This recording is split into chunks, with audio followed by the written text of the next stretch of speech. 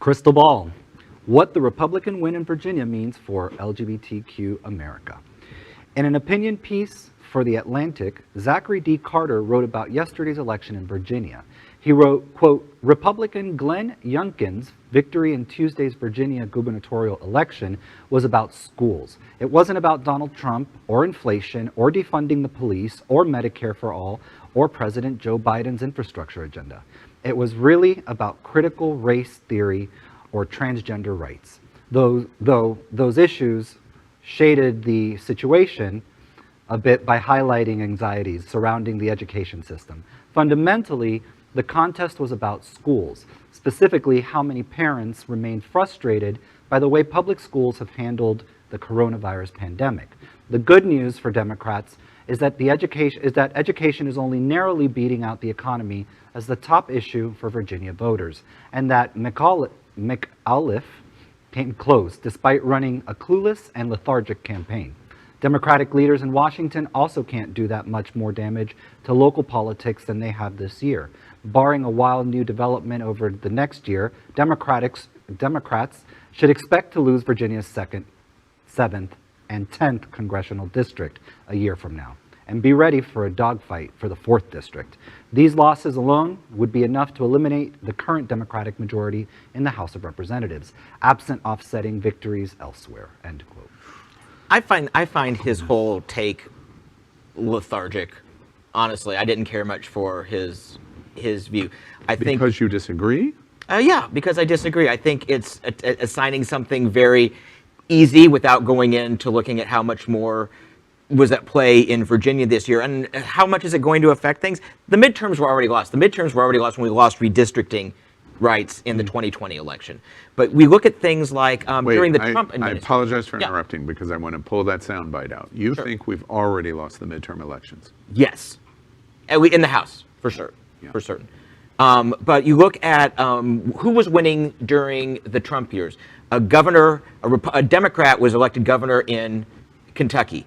A Democrat was elected to an open seat, albeit briefly, to an open Senate seat in Alabama. Now, neither one of these swung enough to change the election in the presidency 2 years later.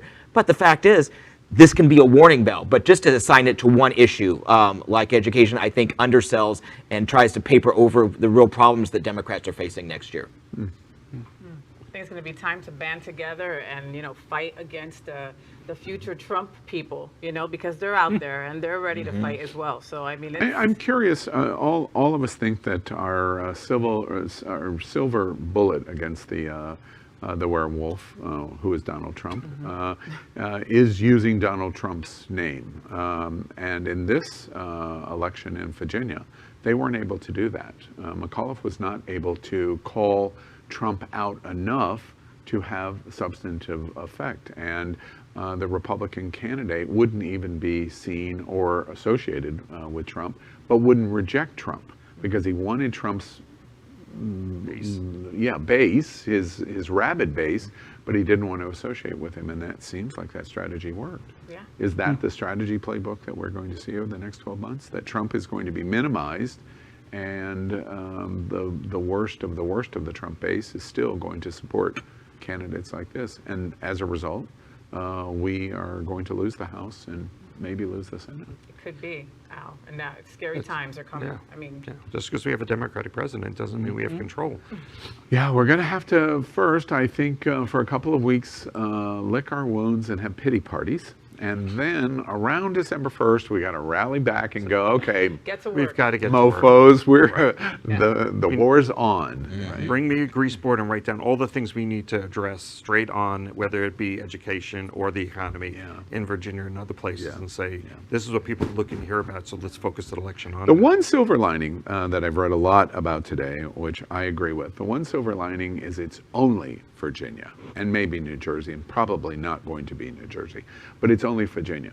So the Democrats get to see the rap in the mouth that they take in Virginia, and maybe that's the wake-up call to say, okay, for the next 12 months, unless we want the country to go this way, we better do something different. LGBTQ plus news is vital for our community and for the broader world as a whole. We have enough enemies at Fox News. Tucker, Sean, and Laura are loud. We need passionate allies. Happening Out Television Network, Queer News Tonight, and It's Happening Out are literally out of the closet and into the headlines. Our community needs your support. Like this broadcast and subscribe now to ensure the growth of the entire LGBT